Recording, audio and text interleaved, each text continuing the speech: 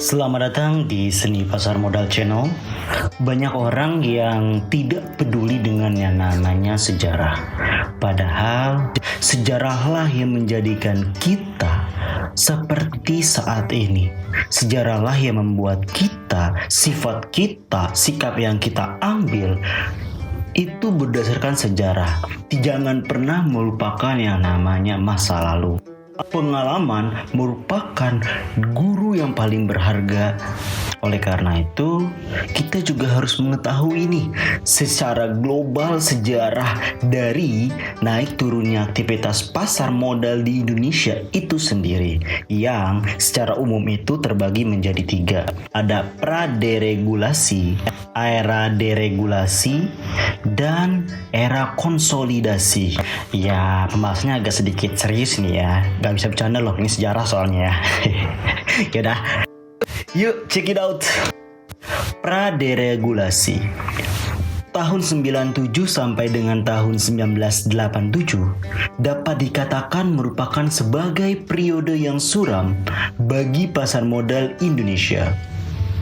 Sebab sebagaimana diketahui bahwa sejak tahun 1977 sampai dengan 1987 hanya terdapat 24 perusahaan yang menawarkan sahamnya dan 3 perusahaan yang menawarkan obligasi melalui pasar modal di Indonesia.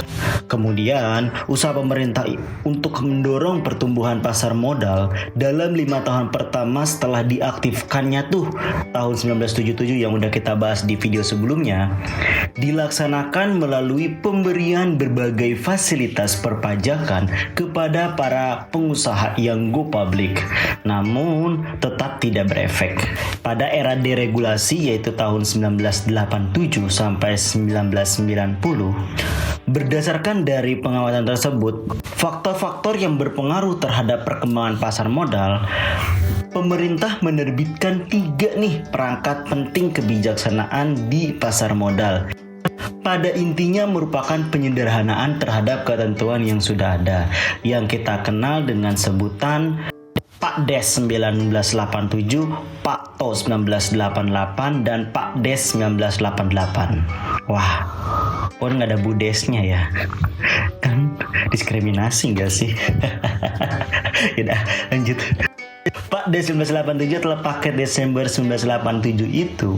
Isi pentingnya yaitu menghapuskan persyaratan laba minimum dan dibukanya kesempatan seluas-luasnya bagi investor asing untuk masuk ke pasar modal Indonesia.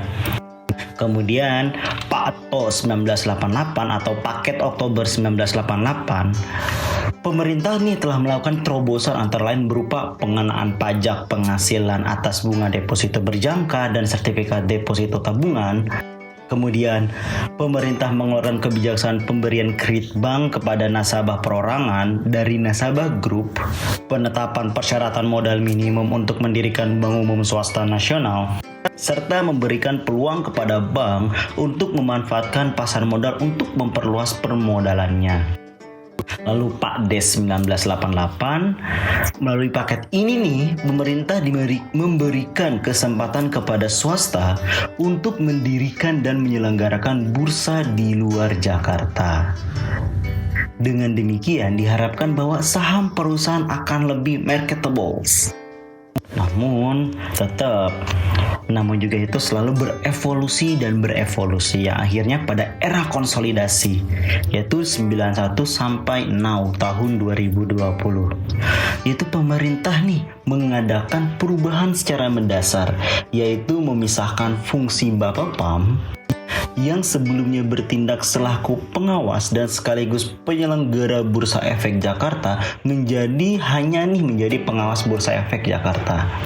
Jadi Bapepam ini bisa fokus fungsinya selaku pengawas dan pembina seluruh lembaga yang terkait di bidang pasar modal, termasuk Bursa Efek itu sendiri. Selanjutnya Bapepam pun berubah yang sebelumnya Badan Pelaksana Pasar Modal jadi berubah menjadi Badan Pengawas Pasar Modal sesuai dengan fungsi barunya ya. Nama singkatan yang serupa tapi nama lengkap yang berubah. Itu potong tumpeng nggak ya? Yaudah kita lanjut di next video ya.